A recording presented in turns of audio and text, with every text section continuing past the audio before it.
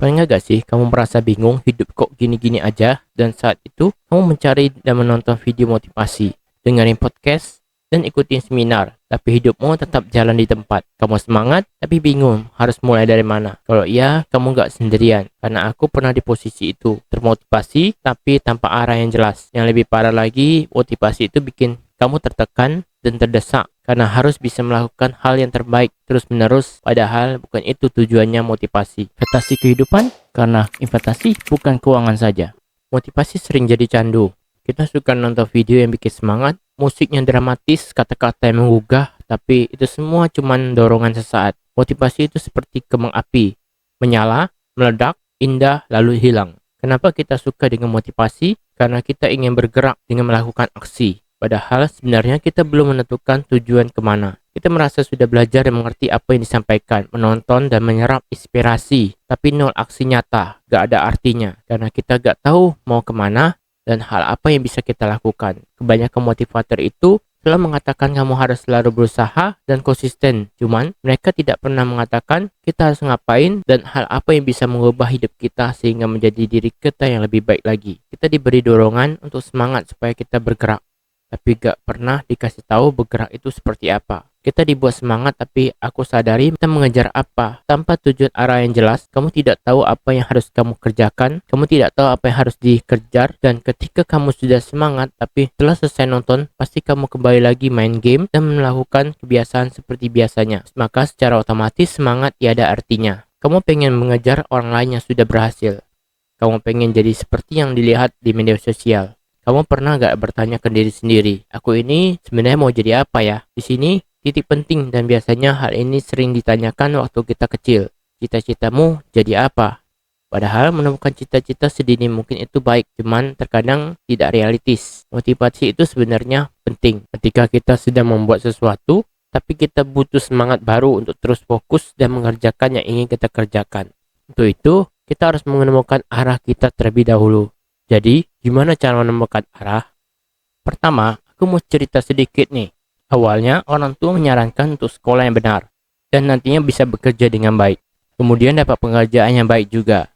Cuman, persepsiku kerja itu sama seperti sekolah, yang bisa masuk kantor atau di perusahaan. Tapi kenyataannya tidak semua orang bisa masuk di kerja kantoran. Butuh syarat dan pendidikan tinggi. Waktu dulu, bisa lulus kuliah D3 itu sudah bisa kerja di perusahaan. Tapi karena tidak kuliah, maka tidak bisa kerja di kantoran. Dan bisa dibilang tujuan yang ingin dituju harus terukur dan jelas. Makanya bisa dicapai atau tidak. Sama halnya, waktu dulu main game, di persepsiku kalau jago main game bisa jadi pro player.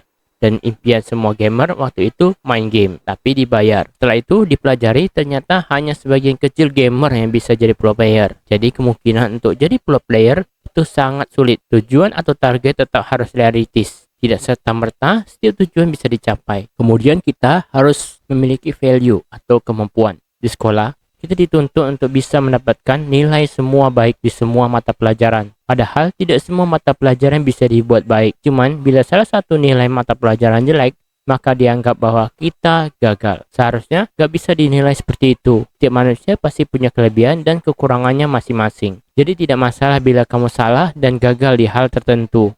Tapi fokuslah untuk meningkatkan di kelebihanmu. Selanjutnya, kamu pasti pernah merenung atau sekedar memikirkan langkah yang perlu kamu ambil. Padahal, kita tidak perlu terlalu berpikir terlalu dalam karena tinggal menguji berdasarkan pengalaman dari arah yang sudah kita tentukan. Saat membuat tujuan, kamu harus tahu kalau tujuan apapun yang kamu kejar butuh waktu atau proses. Tidak ada cara instan. Jadi, kalau tidak tahu tujuan jangka panjang apa, cobalah buat tujuan jangka pendek lebih dulu. Namun, kalau belum tahu juga tujuan apa yang ingin dicoba, langkah baiknya cari dengan pelan-pelan. Dan biasanya emang gak bisa langsung ketemu apa yang benar-benar kamu inginkan. Tapi yang terpenting, kamu mau jadi orang seperti apa dan bisa membantu apa untuk orang lain. Kamu menunggu motivasi datang buat mulai cari arah, kamu bisa nunggu selamanya. Mulai dulu aja, meskipun belum yakin, meskipun belum jelas. Karena arah hidup itu dibentuk dari langkah-langkah kecil, bukan langkah langsung besar. Motivasi itu gak penting bila kamu belum ada hal yang ingin kamu kejar. Cuman saya tidak pungkiri juga, bila tidak punya tujuan jelas, saat kamu mendengarkan motivasi, maka kamu akan menemukan hal yang patut kamu lakukan. Karena pesan paling penting dari motivasi itu, apapun yang ingin kamu lakukan, coba lakukan. Bila kamu ingin terjun,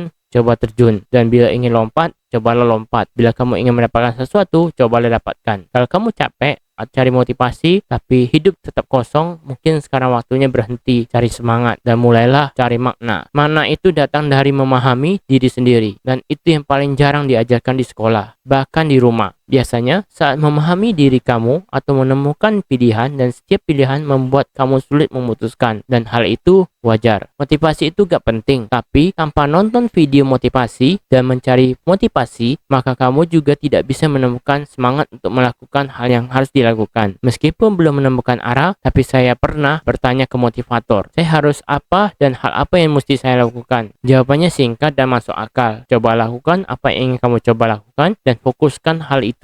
Bila tidak pernah kamu lakukan, maka kamu tidak akan pernah tahu apa yang bisa kamu dapatkan. Misal, kalau kamu mau buat konten, cobalah buat konten seperti yang kamu rencanakan. Cobalah pelajari dan dalami. Semua hal yang kamu ingin kejar itu semua tergantung sama dirimu. Yang jelas, buatlah sesuatu yang bisa kamu buat.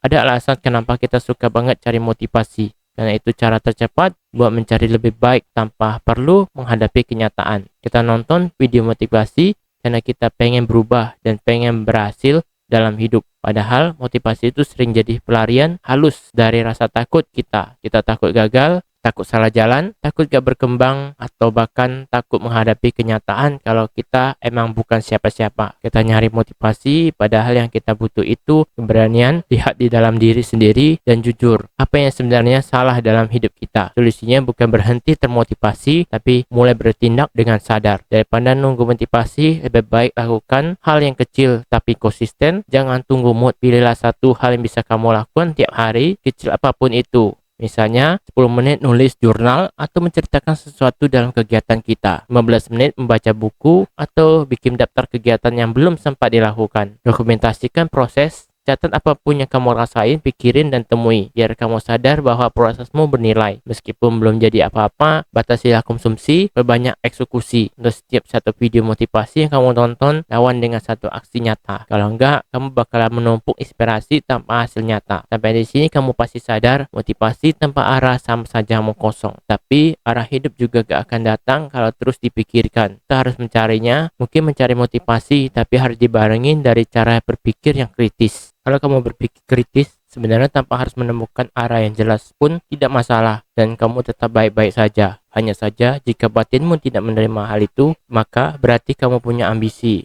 cuman kecil. Dan untuk memperbesar ambisi, kamu perlu tekanan.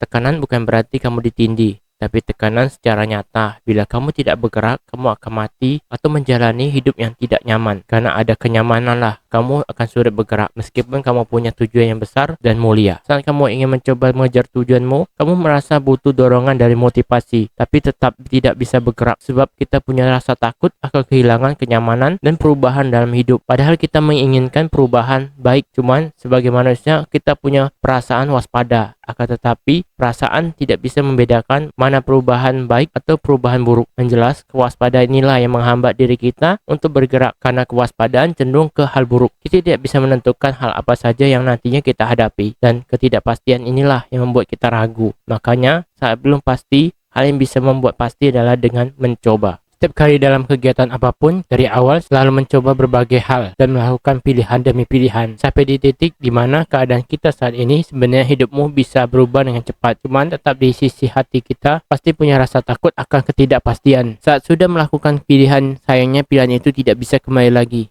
karena waktu akan terus maju, tidak bisa mundur kembali. Bila saat ini kamu belum mendapatkan sesuatu yang kamu inginkan, itu berarti dari waktu sebelumnya kamu belum membuat sesuatu atau merencanakan hal apapun. Jika kita punya suatu rencana atau ide yang menurut kita bagus, tapi belum kita coba, maka rencana itu berhasil atau tidak ditentukan saat kita eksekusi. Semua hal yang kita pikirkan akan selalu menghasilkan keadaan yang buruk. Namun bila dilakukan, belum tentu itu terjadi. Cuman, semua itu kembali lagi ke kewaspadaan kita sebagai manusia. Jadi jangan salahkan dirimu bila kamu belum jadi siapa-siapa. Dalam keadaan itulah kenapa kita selalu mencari motivasi biar terus maju. Padahal yang terpenting bukan di motivasinya, tapi bagaimana kita terus bisa konsisten menuju tujuan yang direncanakan tanpa distraksi dan fokus di situ, sehingga lama-lama apa yang ingin diciptakan tercapai. Sama halnya ketika sebelum membuat rumah bertingkat, maka lebih baik kuatkan fondasi terlebih dahulu. Meskipun tidak terlihat, Tetapi saat fondasi sudah selesai, untuk membuat tingkat akan sangat cepat tercapai. Terima kasih telah menonton sampai akhir.